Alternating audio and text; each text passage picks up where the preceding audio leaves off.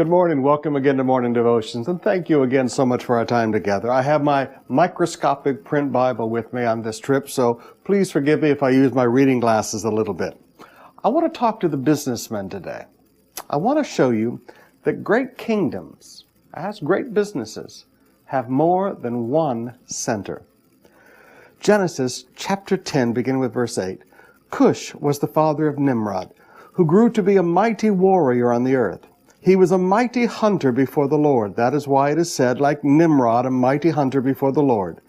The first centers, notice plural, the first centers of his kingdom were Babylon, Erech, Akkad, Calneh, in Shinar. Now notice, if you put them on a map, each of these is going out.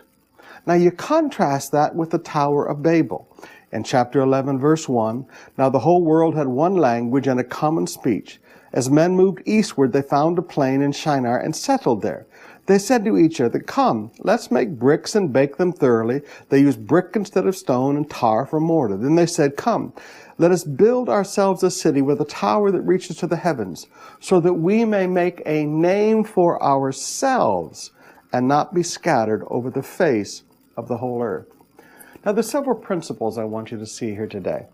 Number one, I want you to understand that if you're going to build a great business, if you're going to be a businessman who's going to build a great business, you don't want to scatter your resources, you don't want to overexpand, but you do need to understand you need more than one center in your business.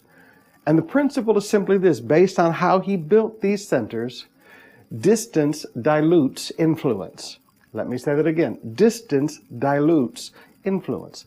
This is the reason why we're building mother churches in Cebu and Davao, later in Cagayan de Oro. This year we're going up into Luwag, because we can have a center of influence there that will help take care of all the other 200 churches that we're going to be starting.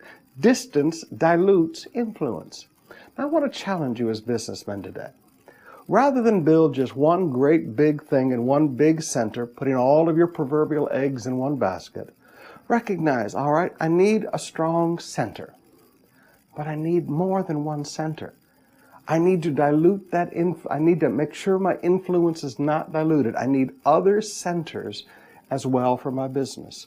So as you're making your business plans for this year, maybe look around a little bit and go, okay, how do I build more than one center for my business?